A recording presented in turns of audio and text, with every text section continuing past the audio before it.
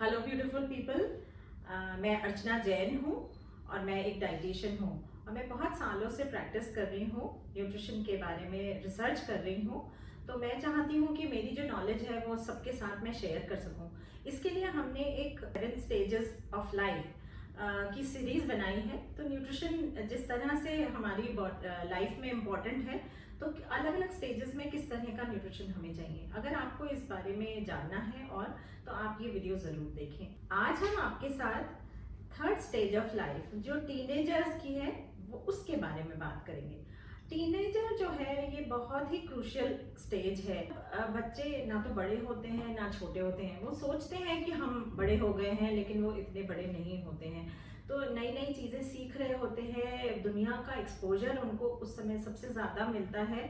तो वो दुनिया से इतने ज़्यादा इम्प्रेस्ड होते हैं कि वो अपने घर की बातें और घर की चीज़ों को इतने अच्छे से एक्सेप्ट नहीं करते हैं, बल्कि अपने पीयर प्रेशर जो उनका पीयर जो कर रहा होता है उसको फॉलो करना चाहते होते हैं। तो इस समय देखा जाता है बहुत ज़्यादा चेंजेस बच्चों में आते हैं, बहुत ज़्यादा मूड बिहेवियर चेंज होते हैं। और स्पेशली ये प्यूबर्टी वाला टाइम होता है, तो ऑलरेडी हार्मोन्स चेंज हो रहे होते हैं, तो उससे भी उनका बिहेवियर चेंज होता है। प्लस बॉडी बहुत ज़्यादा चेंज हो रही होती है, तो उससे डील करना, कभी कभी बच्चे उसको एक्सेप्ट नहीं कर पाते या समझ नहीं पाते हैं, तो उनको बहुत ज़्यादा एंग्जाइटी रहती है, बहुत ज़्यादा वो कभी कभी परेशान हो जाते हैं और उन्हें समझ नहीं आता ये बातें किससे डिस्कस करें। तो ये बड़ा ही चैलेंजिंग पीरियड होता है। और न्यूट्रिशन वाइज भी ये बहुत चैलेंजिंग इस सेंस में है, क्योंकि ये अब आपका फाइनल ग्रोथ का पीरियड है। जितने भी ग्रोथ के स्पर्ट सबसे ज्यादा इस एज ग्रुप में आते हैं। जो टीनेजर्स होते हैं, जैसा कि टीन्स में टिल 19 ईयर्स तक, वो स्कूल कॉलेज तक भी बच्चे पढ़ने जाने लग जाते हैं। तो उनको अपने सब्जेक्ट्स डिसाइड करने होते हैं, पढ़ाई के बारे में सीरियस होना होता है, पढ़ाई पे भी बहुत ज़्यादा ध्यान देना होता है। तो वो अपने न्यूट्रिशन का ध्यान नहीं रख पाते। ऐसे में पेरेंट्स की ही जिम्मेदारी बनती है कि वो बच्चों को प्रॉपर न्यूट्रिशन दे सकें। तो इसके लिए जब टीनेजर बच्चे होते हैं, उनको सुबह उठ के एक तो सबसे ज़्यादा ज़रूरी है कि अपना ब्रेकफास्ट ज़रूर करें। ज़रूर ब्रेकफास्ट करना बहुत ज़रूरी है। और ब्रेकफास्ट में भी अच्छा सा आप प्रोटीन का इंटेक करें। अगर कोई भी आप जैसे बॉइल्ड राजमा, चना या कोई भी अपने पल्सेस लेग्यूम्स हैं, वो एक कटोरी स्प्राउट्स हैं, वो आप खाएं। या अगर हम दही है, किसी तरह पराठा और दही खा सकते हैं, या इडली, साउथ इंडियन डोसा वगैरह कुछ खाया जा सकता है। लेकिन ब्रेकफास्ट ज़रूर करें, साथ में दही छाछ खाएं। और फ्रूट का कंजम्पशन दिन में 4-5 फ्रूट्स खाने बहुत ज़रूरी हैं। तो एक फ्रूट ज़रूर ब्रेकफास्ट में भी खाने की आदत डालें। ये आदतें आगे चल के आपके बहुत काम आने वाली हैं। तो अच्छा है कि हम ये आदतें जितनी जल्दी डाल लें वो ज़्यादा अच्छा है। तो ब्रेकफास्ट जो है वो होलसम होना ही चाहिए। उसके बाद मिड मॉर्निंग में जो स्नैक्स हैं, वो हम बच्चों को अपनी उनकी पसंद का कोई चीज़ भी, वो जो भी खाना चाहें वो दे सकते हैं। नट्स इस समय बहुत अच्छा ऑप्शन है कि नट्स खाएं, नारियल पानी पिएं, नींबू पानी पिएं, या थोड़ा बहुत कभी coffee, cold coffee, hot coffee भी पिया जा सकता है। और अगर किसी किसी घर में जैसे छाछ, राबड़ी वगैरह खाई जाती है या सत्तू खाया जाता है, तो सत्तू भी बहुत अच्छा ऑप्शन है। फिर लंच में हम उनको कंप्लीट फूड देना चाहिए, जिसमें कि दही भी हो, सैलेड भी हो। सैलेड को हमेशा खाने से पहले खाने की आदत डालें, क्योंकि खाना जब हम पेट भर जाता है उसके बाद सैलेड खाने का मन नहीं करता, या बहुत बच्चे उसको फिर एक्सेप्ट नहीं करते हैं। तो जब भूख लगी होती है उस समय अगर सैलेड खाते हैं तो वो बहुत आसानी से खाया जाता है। उसके बाद नॉर्मली तो रोटी, सब्जी, दाल, दही, सब्जियां भी सब तरह की खाने की कोशिश करें। अगर आपको कोई चीज़ नहीं भी पसंद है तो उसको अलग अलग वैरायटी से करके और थोड़ा थोड़ा क्वांटिटी में हम खा सकते हैं, तो वो खाएं।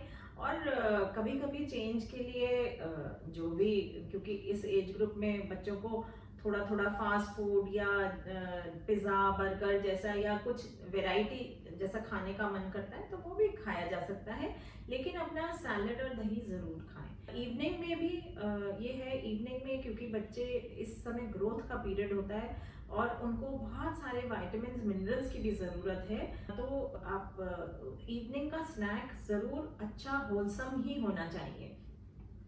अपन साथ में उनको कोई बनाना शेक, मैंगो शेक जैसा कुछ इवनिंग में ले सकते हैं, और उसके साथ में आप कोई स्नैक बनाएं जो कि कोई सैंडविच हो सकता है, कुछ कोई और फास्ट फूड, कोई हमस पिटा ब्रेड जैसा कुछ हो सकता है। कॉर्न के बहुत सारे रेसिपीज होती हैं, कॉर्न हम यूज कर सकते हैं, और बहुत सारे दूसरे तरह के जो ग्रेन्स हैं वो भी यूज करें। क्या होता है, अलग अलग ग्रेन्स की अलग अलग क्वालिटी है, तो हमें कोशिश करनी चाहिए ज़्यादातर अपनी ग्रेन्स की वैरायटी रखें, क्योंकि सिर्फ गेहूं खाने से हमारी बॉडी को बहुत ही एक ही तरह का न्यूट्रिशन मिलेगा, एक ही तरह के कॉम्बिनेशन ऑफ न्यूट्रिएंट्स मिलेंगे। तो जितना ज़्यादा हम वैरायटी खाते हैं उतना ज़्यादा हमारी बॉडी को बेनिफिट होता है। तो इवनिंग में जब बच्चे खेल के आते हैं तो उन्हें आप ज़रूर से एक फ्रूट खिलाएं। उस समय जब खेल के आते हैं, अगेन उनको भूख लग रही होती है, तो वो उस समय फ्रूट को आराम से खा सकेंगे। उसके बाद उनकी पसंद का भी और कुछ मीठा भी आप खिला सकते हैं। कुछ बच्चों को मिठाई या कोई खीर या हलवा या इस तरह की चीज़ें भी पसंद होती हैं, तो आप इवनिंग स्नैक के रूप में वो भी दे सकते हैं।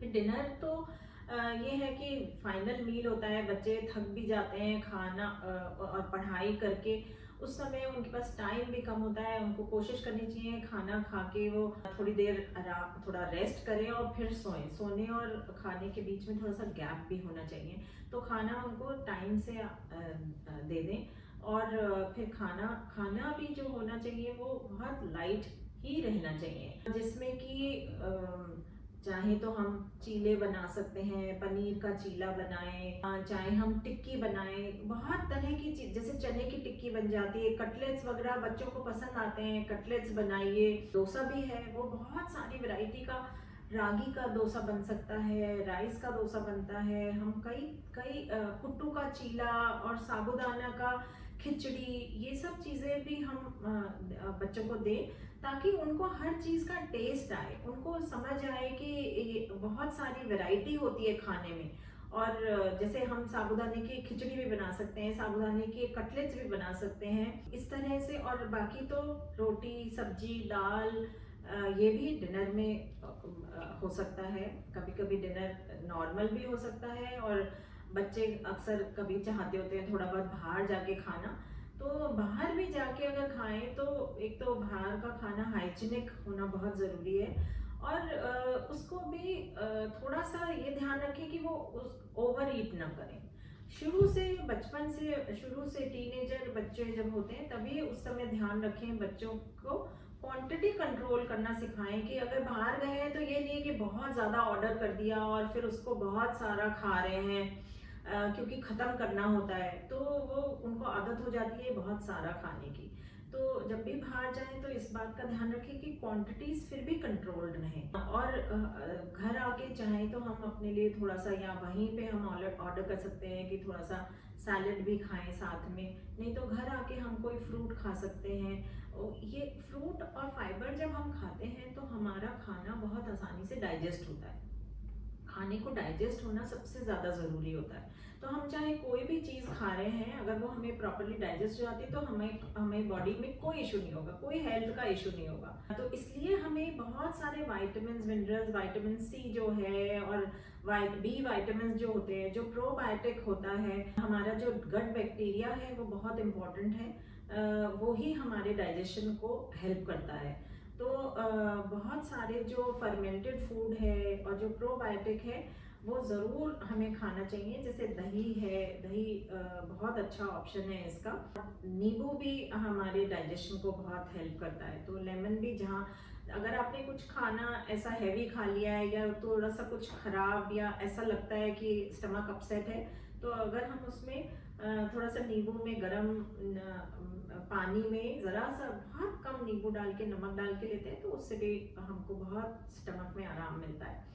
तो इसको आप फॉलो करें इस तरह से। और अगर आपको कोई क्वेश्चंस पूछने हो, डिस्क्रिप्शन में मेरा एड्रेस और डिटेल्स हैं, आप ज़रूर इसके बारे में पूछिए, क्योंकि टीनेज ऐसा एक तो बहुत लंबा पीरियड होता है और इसमें बहुत तरह की प्रॉब्लम्स आती हैं। गर्ल्स को भी पीसीओडी का प्रॉब्लम, पीरियड से रिलेटेड बहुत सारे इश्यूज हो जाते हैं, उसके बारे में भी आप मुझसे बात कर सकते हैं। आप ज़रूर मेरे चैनल को फॉलो करिए, लाइक करिए, सब्सक्राइब करिए। Thank you for watching.